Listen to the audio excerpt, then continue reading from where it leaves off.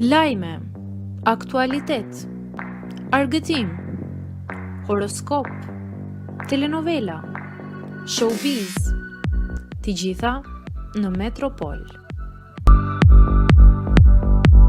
Bëni subscribe në faqen Metropol.